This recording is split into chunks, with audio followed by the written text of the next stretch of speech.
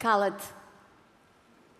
Imagina-se assim, com um autocolante na testa, um autocolante que diz aos outros, dá uma instrução clara sobre como responder cada vez que falam. Foi este exercício que eu fiz com um grupo de professores, em que coloco aleatoriamente na testa de cada participante um autocolante com uma mensagem diferente. E essa mensagem pode ser ri-te quando eu falo, ou concorda com tudo que eu digo, ou simplesmente cala-te. Especificamente, este cala-te tem uma história.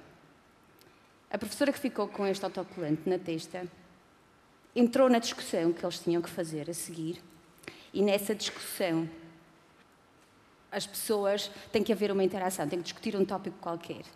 E toda a gente sabe o que está escrito na testa das outras pessoas, menos o próprio. Estão a ver a ideia? E nessa interação têm que respeitar aquela instrução. Esta professora que ficou com este cala-te entrou na discussão como professora confiante que era, e no momento em que ia apresentar as suas ideias, alguém dizia: cala-te. Quem é que já, como eu, ouviu muitas vezes esta palavra? Cala-te. Ok. Eu também. E muitas dessas vezes foi na escola. Cala-te, isso agora não é importante. Cala-te, deixa agora o outro responder. Perdeste uma boa oportunidade de estar calado. Quando eu era miúda, o sítio que eu mais gostava de estar era na escola. Eu adorava a escola. E não era só o recreio, era mesmo aquela cena de estar na sala, a aprender coisas novas, todos os dias. Era assim, nerd. Ainda hoje é assim. Ainda hoje adoro a escola. Quando vou trabalhar com professores, entro numa escola e vejo um grupo de miúdos a sair, às vezes fico ali mesmo só a observar, sim, mesmo embevecida, emocionada, às vezes mesmo arrepiada, com aquela energia toda. Para mim a escola é espetacular. E os professores são espetaculares. E quanto mais conheço os professores, mais acho que eles são espetaculares. Porque eles fazem tanta coisa com tão pouco. Esta introdução serve um bocadinho como disclaimer. Só para avisar que a minha visão da escola é um bocadinho enviesada. Mas vamos voltar ao exercício e vamos voltar àquela professora. Ela, no final, quando estávamos a discutir o que tinha acontecido, estava visivelmente incomodada. E dizia: nunca me senti tão mal. Que horror!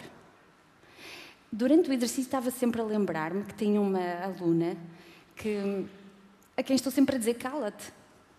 Coitadinha! Finalmente percebo aquilo que ela sente. Que horror! Desde pequenina, que a comunicação, que eu dei conta que as pessoas comunicam de forma diferente. E essa diferença tem um impacto muito diferente. Lembro-me, eu adorava ler, e lembro-me muitas vezes de sentir: uou, como é que esta pessoa foi capaz de dizer exatamente aquilo que eu penso e aquilo que eu sinto? E na altura pensava, bom, é preciso ser um escritor muito talentoso para conseguir dizer exatamente aquilo daquela forma.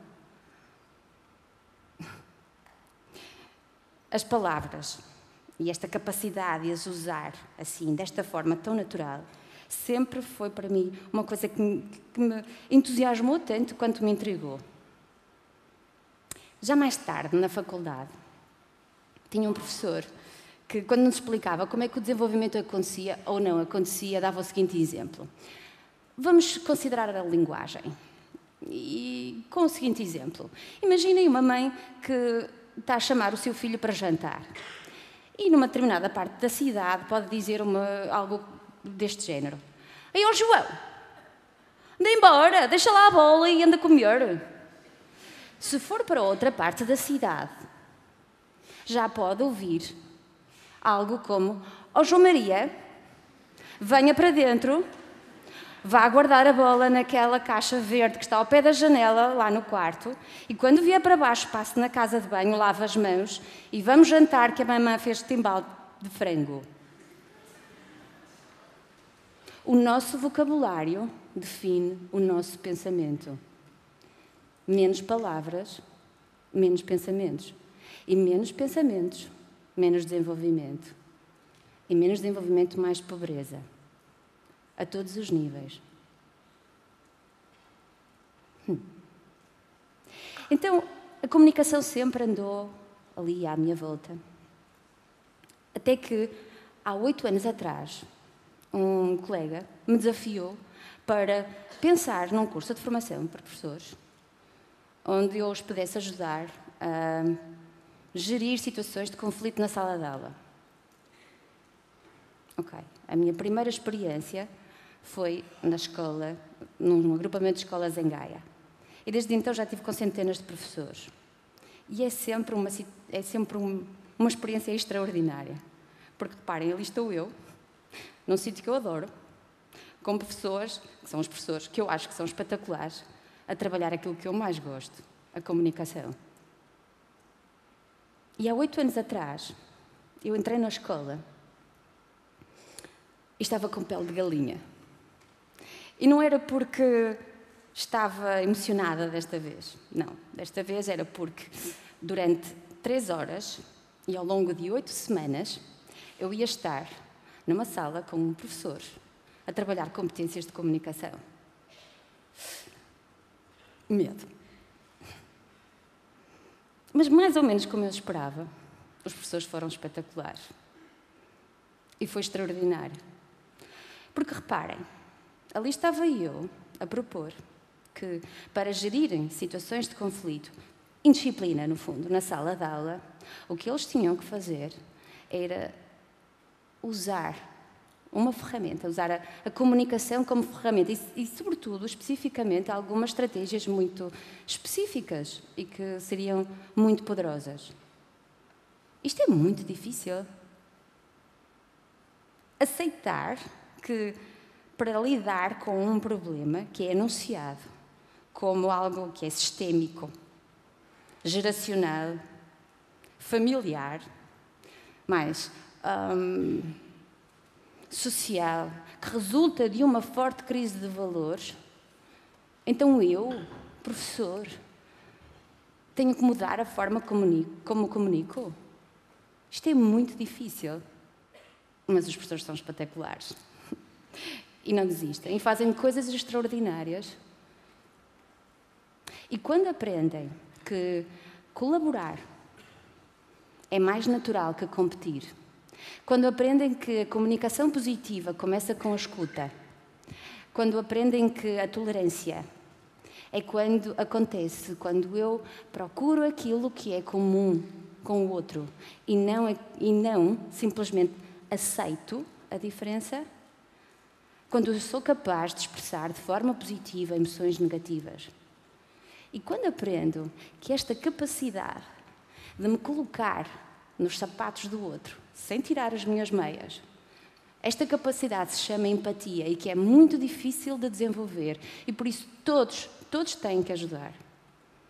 Quando estamos ali e treinamos as perguntas, a arte de fazer perguntas como promotor do desenvolvimento, ou quando praticamos mensagens eu, ou quando praticamos o elogio, ou quando nos damos conta de como é difícil mudar a forma como comunicamos e como pode ter tanto impacto, como teve com aquela professora. Coisas extraordinárias acontecem. Por exemplo, a certa altura uma professora dizia-me: "Oh, Isabel, sabe uma coisa? Desde o princípio do ano, esta é a primeira semana que eu não marco uma falta disciplinar." E estávamos em fevereiro.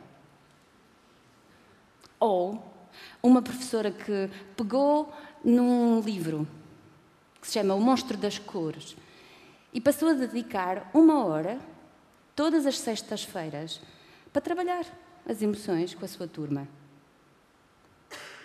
Ou outra professora de português que, usando um pequeno vídeo de um filme da Disney, passou uma aula a perguntar coisas como: "Olha, o que é que acham que está a acontecer com esta nuvem? E o que é que acham que ela... E porquê? E o que é que acham que ela está a sentir? E porquê?"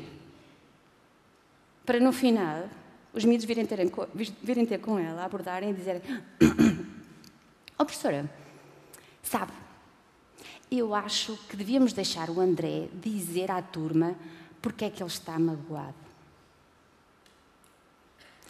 Esta é a minha experiência, que resulta do meu trabalho.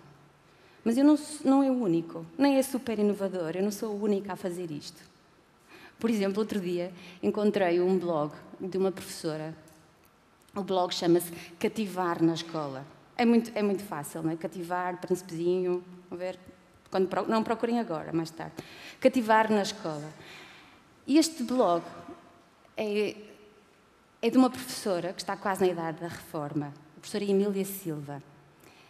E o que ela faz é trabalhar meditação, trabalhar técnicas de regulação emocional. E escreve sobre isso nesse blog.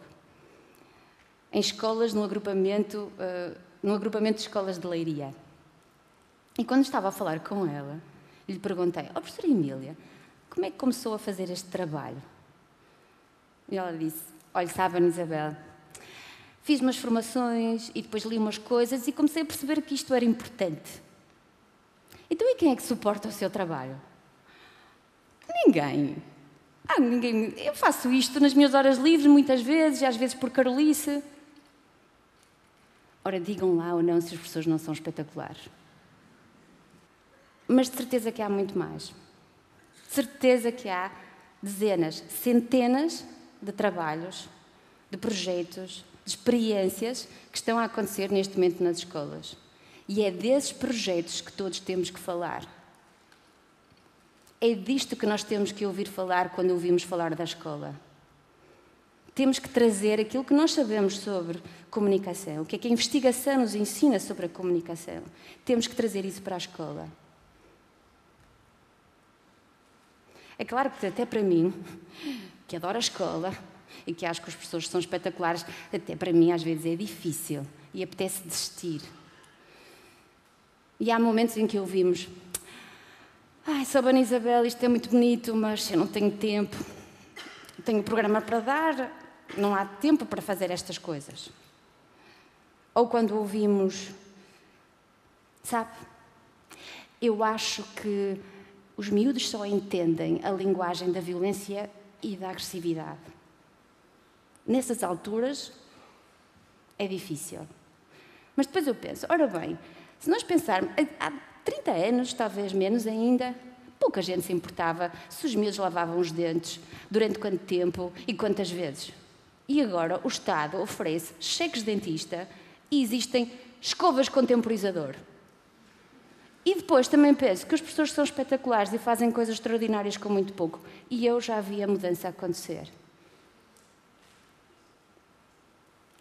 Toma atenção aos teus pensamentos, porque eles vão transformar-se numa ação. Toma atenção às tuas ações, porque elas vão transformar-se em hábitos. Toma atenção aos teus hábitos, porque eles vão formar o teu caráter. E toma atenção ao teu caráter, porque ele vai definir o teu destino. Estas são as palavras de Margaret Thatcher, que diz: "You are what you say." A nossa comunicação modela o nosso comportamento. Uma comunicação mais positiva e mais assertiva resulta num comportamento mais positivo e mais assertivo. E isso significa mais desenvolvimento. E mais desenvolvimento significa menos pobreza. A forma mais natural de comunicarmos é só aquela que mais repetimos. E depois nunca vamos saber o que é que realmente estamos a silenciar quando dizemos "cala-te"?